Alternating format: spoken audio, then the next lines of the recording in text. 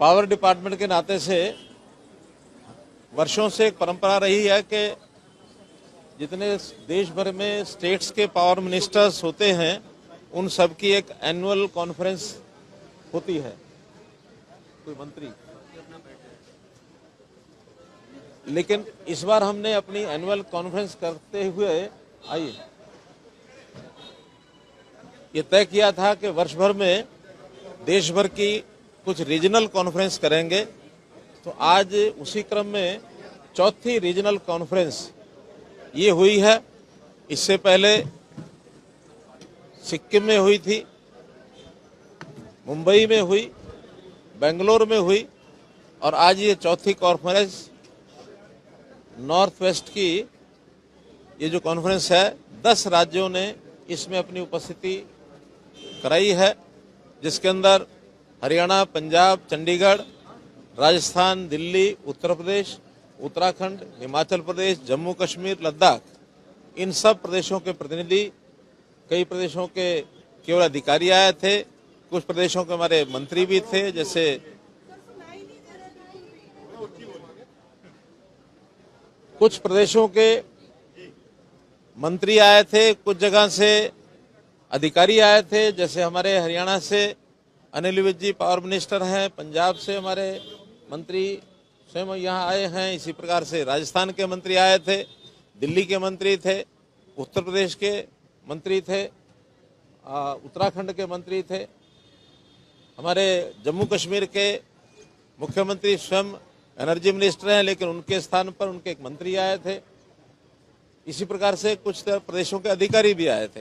तो आज जिन विषयों पर चर्चा हुई है उसमें सबसे पहले तो एक टारगेट हमने सबको ये बताया है कि देश के प्रधानमंत्री जी ने जैसा एक कहा है कि देश को 2047 तक हमको विकसित भारत बनाना है, तो विकसित भारत बनाने के लिए हमारा जो पावर डिपार्टमेंट का नारा है कि power for all at all times, ये हमने सिद्ध करके दिखाना है कि कभी पावर की कमी नहीं आने देंगे। जो प्रदेश, जो देश पावर डेफिसिट होता था, आज पावर सरप्लस की ओर हम जा रहे हैं और पावर सरप्लस हम हो चुके हैं।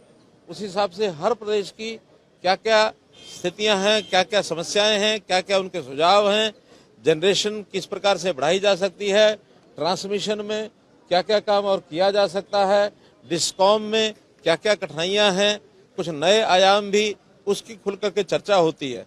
लगभग 6 घंटे की इस मीटिंग में हर विषय की बारीकी से चर्चा हुई और मुख्य रूप से जिसके अंदर ये तय किया गया कि हम आने वाले 2025 अगस्त तक पहला विषय तय किया है कि जो प्रीपेड स्मार्ट मीटर्स हैं सभी government offices, government employees, government colonies, इन सब में 31 अगस्त तक प्रीपेड मीटर लगा दिए जाएंगे, ताकि पहले पेमेंट करो जैसा हम टेलीफोन के विषय में करते हैं, बाद में आपको सेवा मिलेगी।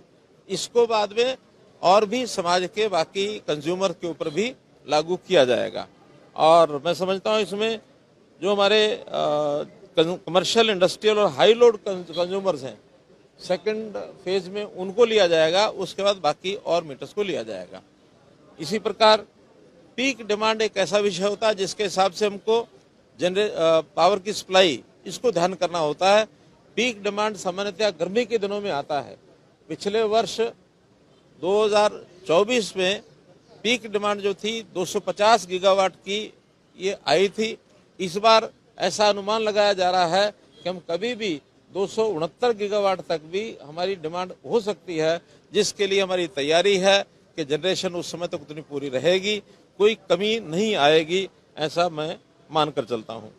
हमारे यहाँ इंटर स्टेट ट्रांसमिशन सिस्टम, क्योंकि स्टेट्स को अपना जो ट्रांसमिशन सिस्टम बनाना होता है उसको किस प्रकार से और मजबूत किया जाए और उसमें भी टैरिफ बेस्ड कॉम्पिटिटिव बिडिंग के ऊपर और इस सिस्टम को लाया जाए, ताकि एक उचित दाम के ऊपर और ट्रांसमिशन लाइंस प्राइवेट जो पार्टनर्स हैं हमारे वो भी इसमें आ सके और इसी आधार पर कंपटीशन में स्टेट्स और प्राइवेट पार्टनर्स पीपीपी के मॉडल के ऊपर और इस ट्रांसमिशन लाइन में आ सकें, इसके हम ध्यान कर रहे हैं।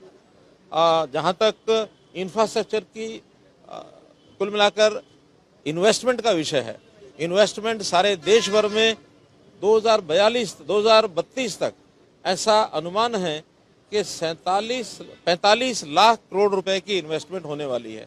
बड़े इन्वेस्टमेंट का विषय है। प्रदेश भी अपने पास से इन्वेस्टमेंट करें। केंद्र ने 1.5 लाख करोड़ रुपया और एक 50 साल के लिए फ्री ऑफ इंटरेस्ट कॉस्ट ये जारी किया है।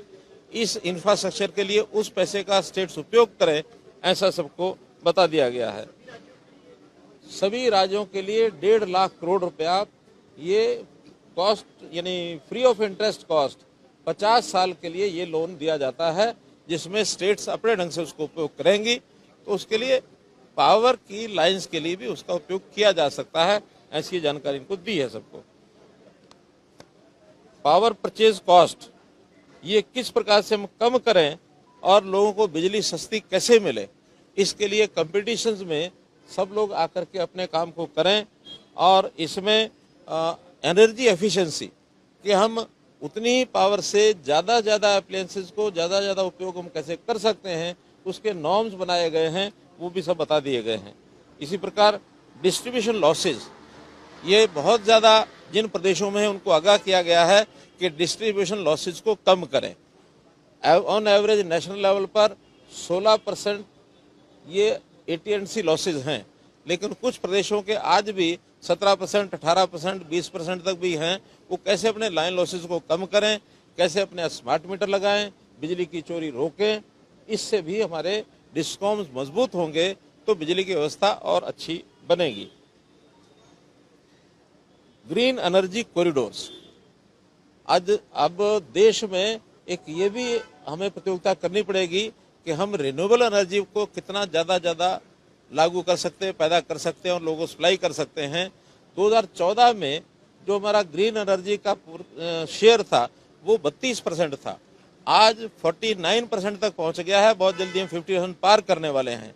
और ग्रीन एनर्जी के नाते से जितनी इंडस्ट्री है वो अपने प्रोडक्ट्स वो कैसे ग्रीन एनर्जी से उत्पादित हों, ताकि आने वाले समय में जो इंटरनेशनल लेवल पर कुछ रेस्ट्रिक्शंस लगाए जाने की संभावना है कि ग्रीन एनर्जी से बना हुआ प्रोडक्ट वही एक्सपोर्ट हो पाएगा, तो हम अपनी इंडस्ट्री को ग्रीन एनर्जी ज़्यादा दे सकें। इसके लिए ग्रीन एनर्जी कॉरिडोर ये बनाने की शुरुआत हमने कही है। हर प्रदेश में एक दो ग्रीन एनर्जी कॉरिडोर बनाने की योजना बनाएं, ताकि अगले वर्ष में ग्रीन एनर्जी कॉरिडोर ये बन सके, उस इंडस्ट्री को हम ग्रीन एनर्जी प्रोडक्ट ये बना सकें। इसी प्रकार से ऑपरेशनल एफिशिएंसी को बढ़ाने के लिए और डिस्कॉम की फाइनेंशियल वायबिलिटी को बढ़ाने के लिए जो हमारे AT&C लॉसेज हैं उनको कम करने के लिए RDSS जो एक प्रोग्राम हमारा है उसके माध्यम से अधिक सहायता ये दी जा सके। उसमें बहुत से प्रोजेक्ट्स का डिमांड हमारे पास आई है, सुझाव भी आए हैं, उसके हम पॉजिटिवली विचार करेंगे। हम इन सब प्रायोरिटीज को ध्यान करते हुए ये अश्योर करते हैं कि अब आने वाले समय में हम अपनी आवश्यकताएं तो पूरी करेंगे ही करेंगे, हम पावर की आवश्यकता पड़ने पर दूसरे देशों को, जो हमारे पड़ोस के देश हैं, उनको भी अगर बिजली की आवश्यकता होगी तो हम उनको एक्सपोर्ट करने की स्थिति में भी होंगे। आज इस समय भूटान, म्यांमार, बांग्लादेश और श्रीलंका तो अभी होना है, बाकी 3 देशों में एक्सपोर्ट कर रहे हैं। नेपाल ऐसा प्रदेश है जिससे हम इंपोर्ट भी करते हैं, एक्सपोर्ट भी करते हैं। अब आगे चलकर UAE, इनके साथ भी हमारा समझौता हुआ है, करार हुआ है। एक अंडर द सी केबल, इसका एक MOU हुआ है जो 2000 किलोमीटर की एक समुद्र के अंदर एक ट्रांसमिशन लाइन ये बिछाई जाएगी। 30,000 करोड़ रुपए का उस पर खर्च आएगा। ये अभी पाइपलाइन में है इस विषय को, और मैं समझता हूँ इसकी सफलता मिलने के बाद हम इंटरनेशनल लेवल पर एक बड़ा कदम पावर सप्लाई का जो टू एंड फ्रो इंपोर्ट भी कर सकते हैं, एक्सपोर्ट भी कर सकते हैं, इस लाइन पर भी हम काम कर रहे हैं। कुल मिलाकर के पिछले 1 वर्ष में पावर डिपार्टमेंट में पर्याप्त काम हुए हैं। आगे आने वाले समय में भी पावर डिपार्टमेंट की ओर से हम देश की जनता को भी, एडमिनिस्ट्रेशन को भी, सबको विश्वास दिलाते हैं कि इस डिपार्टमेंट के माध्यम से जो ऊर्जा की हमारी आवश्यकता, देश को विकसित भारत बनाने के लिए हमारा ट्रेड बढ़े, हमारी इंडस्ट्री बढ़े, हमारे पावर की जो आवश्यकता है, चाहे वो कंज्यूमर के लिए किसी भी रूप में आवश्यकता, उसको हम पूरा करेंगे।